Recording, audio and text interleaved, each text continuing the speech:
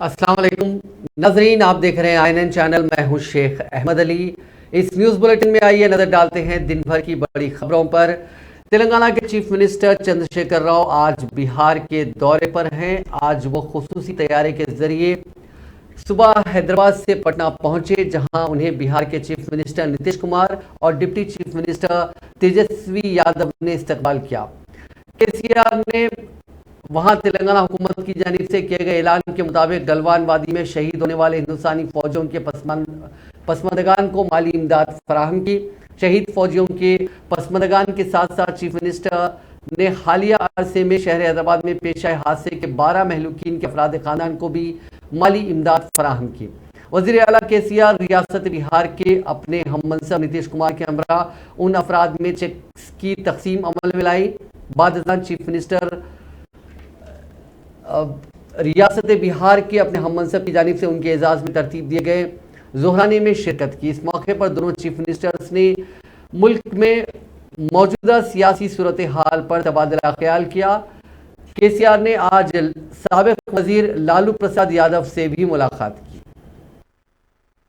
हमारे दोनों राज्य के माननीय मुख्यमंत्री महोदय के हाथों शहीद सिपाही चंदन कुमार, जिला भोजपुर, उनकी माता श्रीमती धर्मा देवी यहां उपस्थित हैं। अनुदान की राशि है 10 लाख रुपए और शॉल सम्मान स्वरूप। चीनियों को बहुत बुरी तरह पीट कर इन्होंने घायल किया है और अंत तक दुश्मनों के साथ ये लड़ते रहे और देश की खातिर सर्वोच्च बलिदान दिया। शहीद सिपाही चंदन कुमार। शहीद सिपाही जय किशोर, जिला वैशाली, उनकी माता श्रीमती मंजू देवी। सिपाही जय किशोर सिंह 20 जून 2018 को भारतीय सेना में भर्ती हुए तथा प्रशिक्षण के दौरान ये बहुत जोशीले दल के सैनिकों द्वारा भारतीय जमीन पर पैर जमाने की कोशिश व प्रयास को नाकाम किया और अंतिम सांस तक मैदान को संभाला और देश के लिए सर्वोच्च बलिदान हुए। हवलदार सुनील कुमार की पत्नी श्रीमती रीति देवी। सम्मान में कुछ हमारे राज्य की ओर से उनके परिवारों के लिए कुछ मदद करें। जैसा हमारे मुख्य सचिव जी श्री सोमेश कुमार जी ने कहा है, हम आपके परिवारों के प्रियजन जिनको आपने खोए हैं देश के शहादत में, हम उनको वापस नहीं ला के दे सकते, लेकिन एक संदेश जरूर इस देश को हमेशा रक्षा करने वाले हमारे सैनिकों को, हमारे सिपाहियों को जाना चाहिए कि सारा देश, सारा राष्ट्र आपके साथ खड़ा है। इससे आत्मबल बढ़ता है हमारे सैनिक बलों का, देश की रक्षा करने वालों का, देश के सुरक्षा दलों का, और देश बना रहता है। एक बात मैं यहां जरूर कहना चाहूंगा, तेलंगाना हिंदुस्तान का सबसे नौजवान नया राज्य है, जहां विकास में बिहार के कई हजारों श्रमिक अपने हाथ बटा रहे हैं। कई क्षेत्रों में, कई फील्ड्स में बिहार के लोग हमारे पास काम करते हैं। जब कोरोना जैसा महामारी बहुत ही परेशान कर रही थी, हमारे केंद्र सरकार में महान सरकार है, हम जानते हैं, वो लोग कुछ ट्रेन के प्रबंधन करने का मांग हम करने पर भी नहीं कर रहे थे, लेकिन तेलंगाना राज्य की ओर से हमारे मुख्य सचिव श्री सोमय जी से रिक्वेस्ट किए थे कि जितने भी लोग हैं अपने घर वापस जाना चाहते हैं, कम से कम 150 रेलगाड़ी हम अपने राज्य की ओर से लेके उनको यहां विदा कर रहे थे, यहां भेज रहे थे। उस दिन मैंने कहा था, आप बिहार के हो, कहीं के हो, हम आप लोगों को बहुत सम्मानित रूप से तेलंगाना राज्य के विकास के प्रतिनिधि मानते हैं। तेलंगाना के राज्य के विकास में आप इतना मेहनत कर रहे हैं, तो हमारे दिल में आपके लिए बहुत सम्मान है, मान्यता है। इसीलिए आपके हर तरह के कष्ट में, सुख में हम बांट लेते हैं, हिस्सा लेते हैं। उसी प्रकार का हम लोग काम कर रहे थे। जिन भाइयों का वहां एक दुर्घटना में मृत्यु हुई थी, उनके लिए भी हम कुछ इंतजाम किए थे और उसके बाद में कुछ ऐलान किए थे कि उनके परिवारों के लिए भी, क्योंकि वो तेलंगाना में काम कर रहे थे, तेलंगाना विकास के लिए काम कर रहे थे, उनके परिवारों को देखभाल भी करना हमारा फर्ज बनता है। ऐसा समझते हुए हमने काम किया है। मैं मुख्यमंत्री नीतीश जी का बहुत बहुत धन्यवाद देता हूं। उन्होंने जो मौका दिया मुझे यहां तक आके,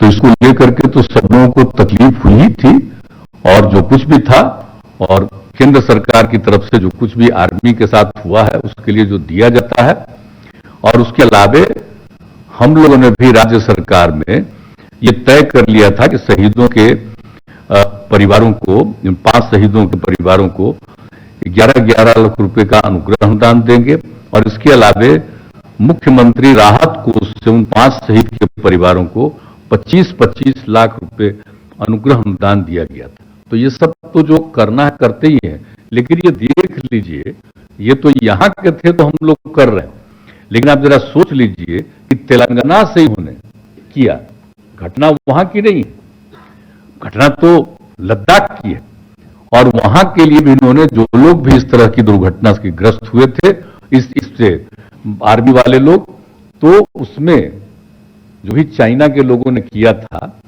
तो इस तरह से जो इन्होंने तय किया कि हम अपनी तरफ से, अपने राज्य सरकार की तरफ से उनके परिवार को जरूर अपने राज्य सरकार की तरफ से मदद करेंगे, और उसी सिलसिले में उन्होंने चर्चा की, अन्य जगहों पर भी मदद कर चुके, और बिहार में भी इनका काम बचा हुआ था, आज आकर के इन्होंने भी काम पूरा कर दिया।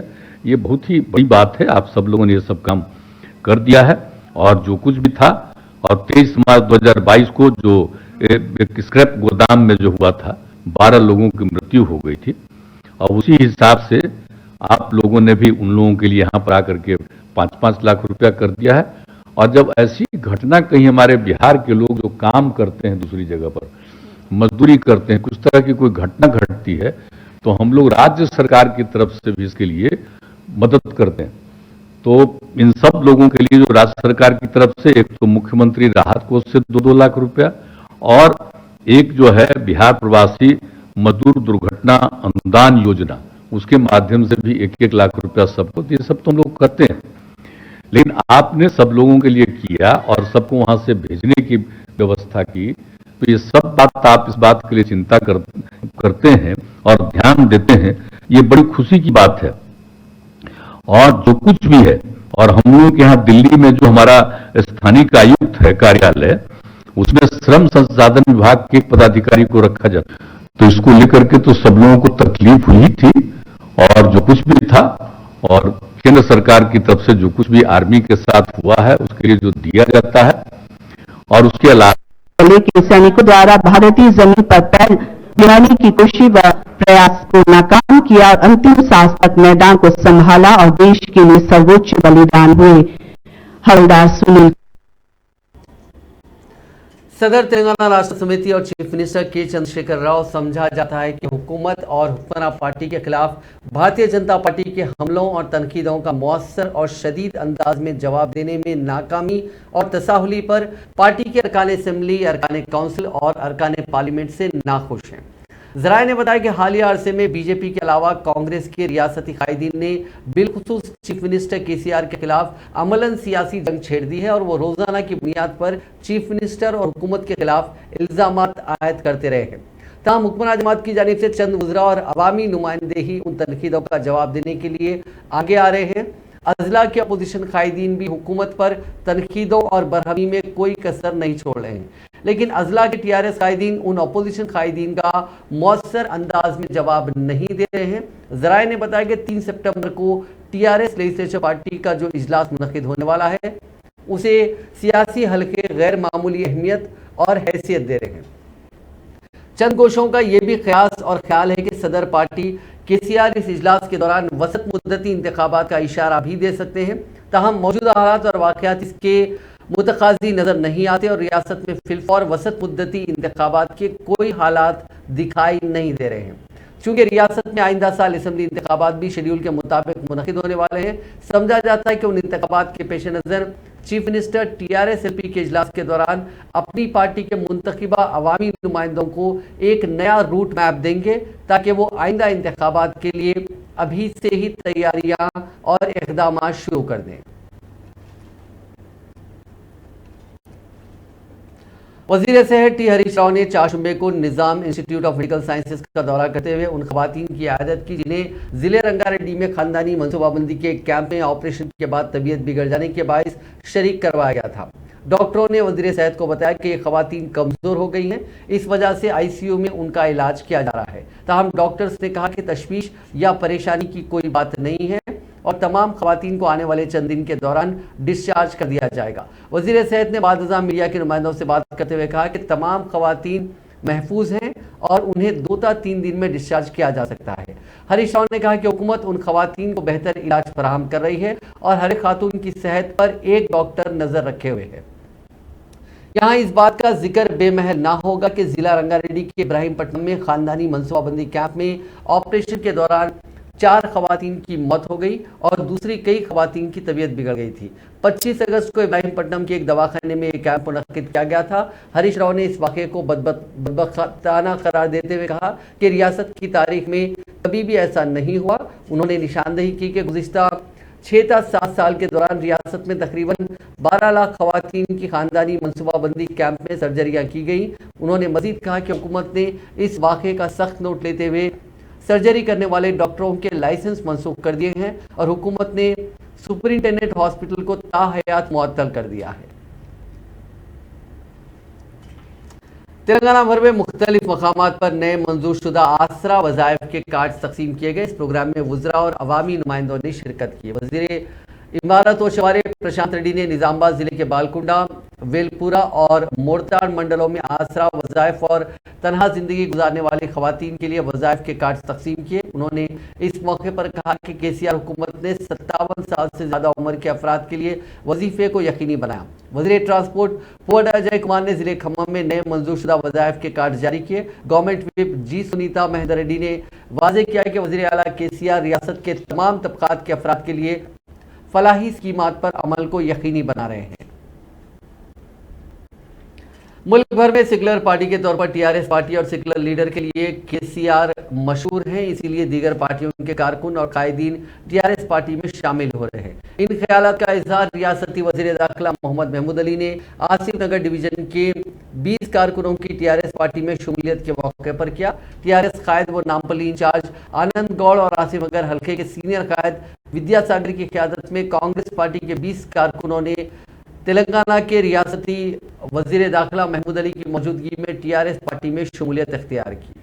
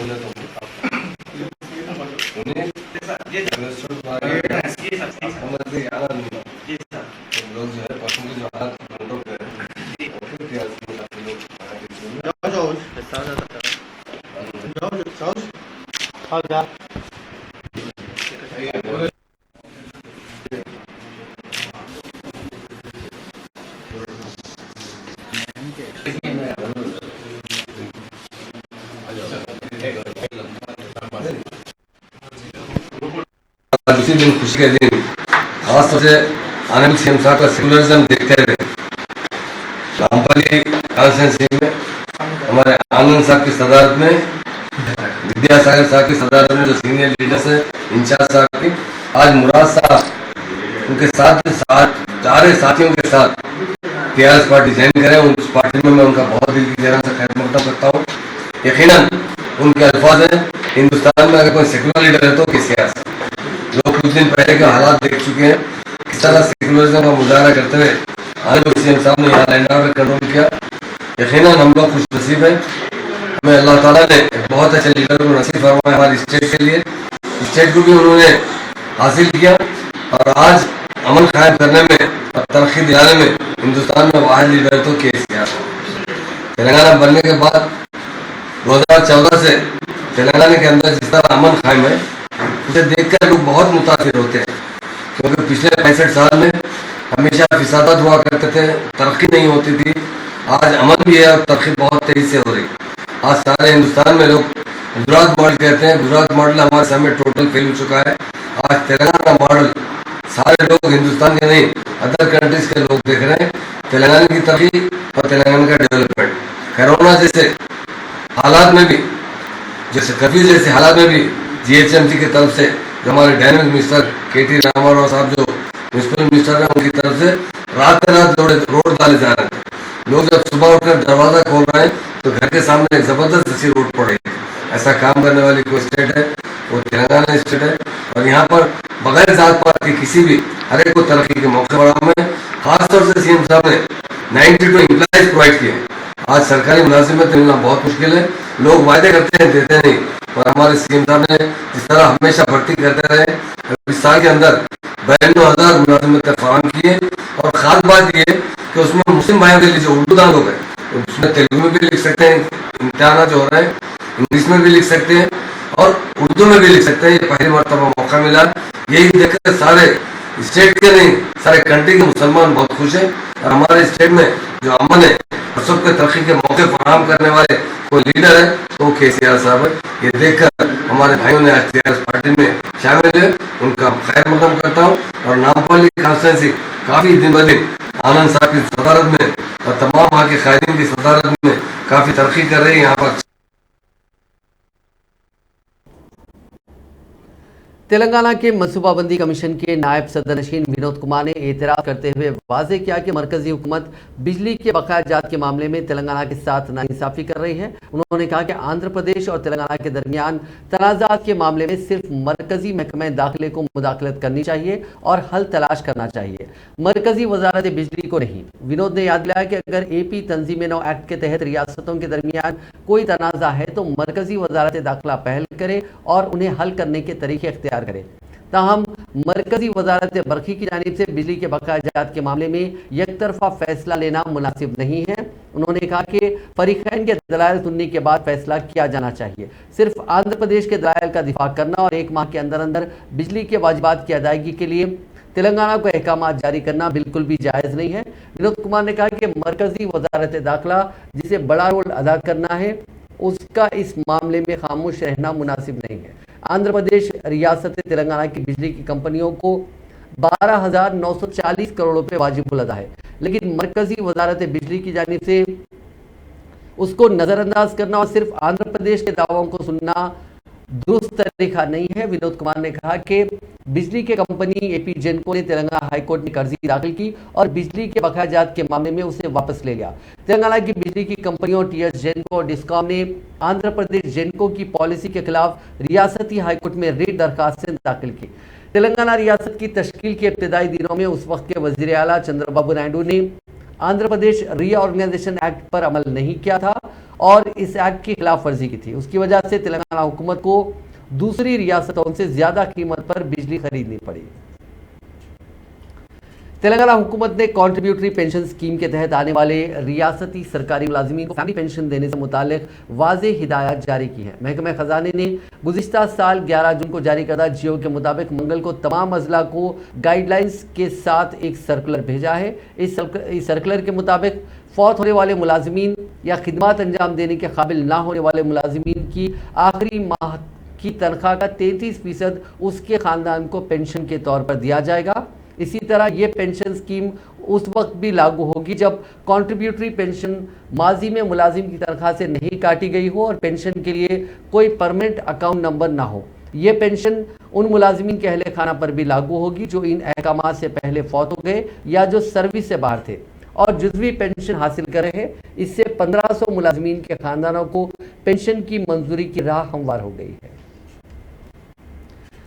बीजेपी के सीनियर कायद व साबिक मरकजी वजीर प्रकाश जावड़ेकर ने आज हैदराबाद में एक इजलास को मुखातिब किया। ये इजलास शहर के शमशाबाद इलाके में मकामी कायदीन की जानिब से मुनक़िद किया गया था।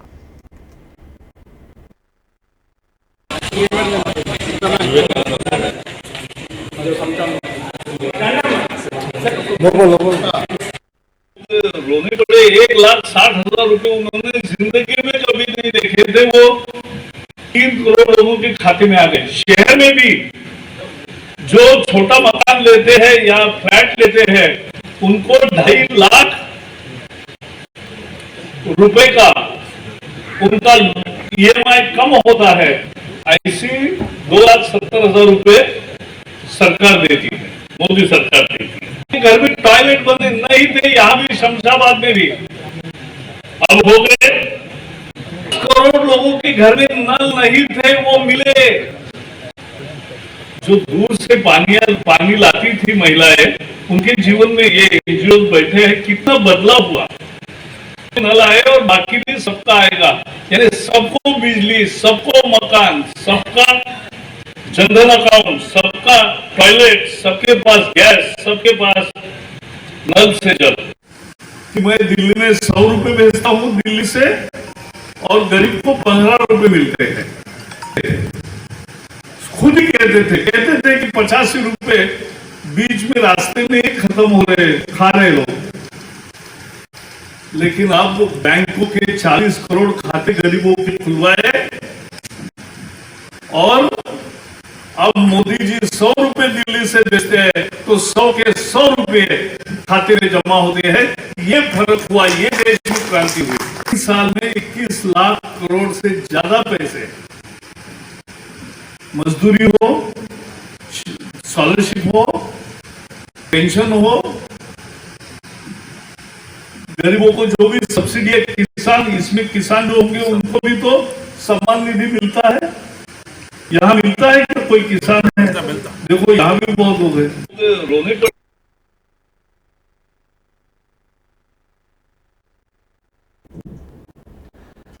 तेलंगाना वाईएसआर पार्टी की सदर वाईएस शर्मिला ने आज अपनी पदयात्रा के ज़िमन में अच्चमपेट कॉन्स्टिट्यूंसी का दौरा किया। उन्होंने मकामी अवाम से मुलाकात की। आज उन्होंने लिंगाला मंडल के अतराफ के इलाकों का दौरा किया। अपने तकरीर में शर्मिला ने दावा किया कि वाईएसआर अब भी लोगों के दिलों में बसते हैं। वाईएसआर ने जो स्कीमें उस वक्त लागू की थी, उन स्कीमों से आवाम का काफ़ी भला हुआ था। जहां लोग आरोग्यश्री स्कीम के तहत मुफ्त इलाज करवा सके, वहीं किसानों को मुफ्त बिजली दी गई, साथ ही खवातीन को खर्चात भी फराहम किए गए। रियासत भर में और ग्रेटर हैदराबाद में गणेश चतुर्थी त्यौहार का आगाज निहायती जोश व खरोश के साथ हुआ। ग्रेटर हैदराबाद में खैरताबाद गणेश उत्सव समिति की जानिब से 50 फीट ऊंची मिट्टी के गणेश की मूर्ति बिठाई गई। आज मुनक्किदा खुसूसी पूजा में रियासती गवर्नर डॉक्टर तमिलिसाई सौंदरराजन ने शिरकत करते हुए रियासत के अवाम को गणेश त्यौहार की मुबारकबाद पेश की। इस त्यौहार को मुत्तहदा तौर पर मनाने की उन्होंने अपील की। रियासती गवर्नर का टीआरएस रुकन असेंबली दानम नागेंदर और गणेश उत्सव समिति के जिम्मेदारों ने खैर मकदम किया और उनकी शाल पोशी की। खबरसी रियासती वजीर Talasani Srinivas Yadav, greater Hyderabad mayor Vijayalakshmi, TRS रुकन असेंबली दानम नागेंदर और सैकड़ों भक्तों ने खुसूसी पूजा में शिरकत की।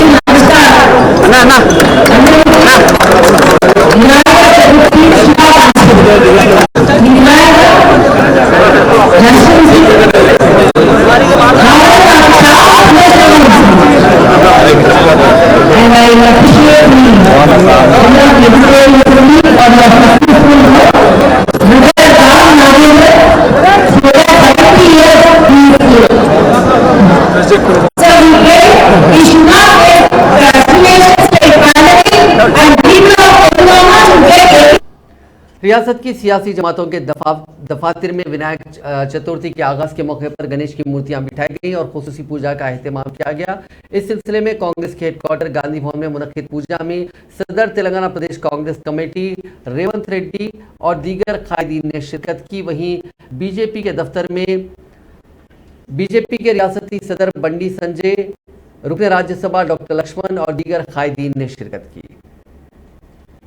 गणेश फेस्टिवल के सिलसिले में दोनों शहरों हैदराबाद और सिकंदराबाद में पुलिस का वसीतर बंदोबस्त देखा जा रहा है। पुलिस के मुताबिक हैदराबाद में तकरीबन 8 से 10,000 मूर्तियां बिठाई जा रही हैं। बड़े पैमाने पर गणेश मंडपों की तामीर और पुराने शहर में हालिया कशीदा सूरत हाल के पेश नजर पुलिस चौकस हो गई है। आला हुकाम एहतियाती तदाबीर अख्तियार कर रहे हैं। शहर के 500 हिस्सास इलाकों की निशानदही की गई है।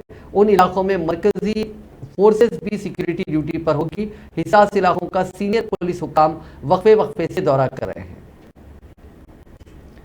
बीजेपी की मरकजी क़यादत ने हालांकि अपनी पार्टी के गुस्ताख रुकने समीर राजा सिंह को मुअत्तल कर दिया, ताहम पार्टी के कई कारकुन हुनूस उसकी तायद में मुजाहरे कर रहे हैं। खैरताबाद गणेश पंडाल के करीबी 4 शुबे को बीजेपी के कई कारकुनों ने एहतजाजी मुजाहरा करते हुए राजा सिंह की गिरफ्तारी के खिलाफ एहतजाज किया, जिसे शान रिसालत सल्लल्लाहु अलैहि वसल्लम में गुस्ताखी पर हैदराबाद पुलिस ने पीडी एक्ट के तहत गिरफ्तार करते हुए चरलापल्ली जेल मुंतकिल कर दिया। इस एहतजाजी मुजाहरे में बीजेपी के अलावा बजरंग दल के कारकुनों ने भी हिस्सा लिया। चूंकि आज से ही गणेश की मूर्तियां बिठाई जा रही हैं, वहां मुतयन पुलिस मुलाजिमीन ने यह समझा कि बीजेपी और बजरंग दल के कारकुन भी गणेश मूर्ति की पूजा के लिए आए होंगे, ताहम उन कारकुनों ने अचानक अपने हाथों में प्ले कार्ड्स थाम कर मुजाहरा शुरू कर दिया और कहा कि वो राजा सिंह की तायद करते हैं। सैफाबाद पुलिस ने फौरी पहुंचकर उन कारकुनों को हिरासत में लिया, जिन्हें बादजा रामगोपाल पेट पुलिस स्टेशन मुंतकिल कर दिया गया।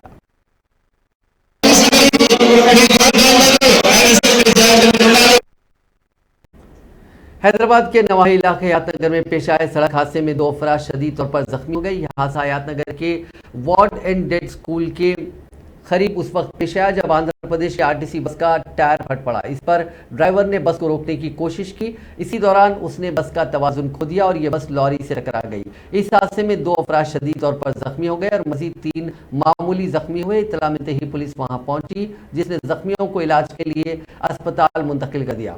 बस आंध्र प्रदेश के जंगारेड्डीगुड़म से हैदराबाद आ रही थी। पुलिस ने इस सिलसिले में एक मामला दर्ज करके जांच शुरू कर दी है।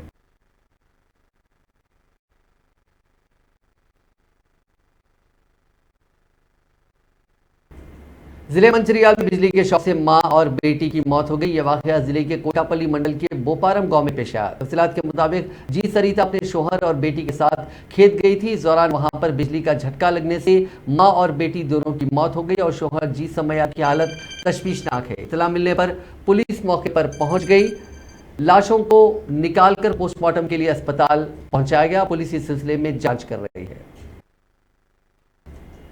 बालनगर एसओटी पुलिस ने शहर हैदराबाद के बालनगर इलाके में एक कमरे पर छापा मारकर जिस्म फरोशी करने वाले 3 अफराद को गिरफ्तार कर लिया। उनमें 2 खवातीन भी शामिल हैं। बादशाह गिरफ्तार शुदगान को मजीद कार्रवाई के लिए जीडी मेटला पुलिस के हवाले कर दिया गया। उन्हें जीडी मेटला पुलिस ने बताया कि 2 खवातीन चिंतल वानी नगर में एक कमरा किराए पर लेकर जिस्म फरोशी कर रही थी। मुसद्दिका इत्तला मिलने पर एसओटी पुलिस ने मंगल की रात छापा मारकर उनको गिरफ्तार कर लिया और मजीद कार्रवाई के लिए उन्हें जीडी मेटला पुलिस के हवाले कर दिया। नाजरीन, आज के इस न्यूज बुलेटिन में बस इतना ही। आप देखते रहिए INN चैनल।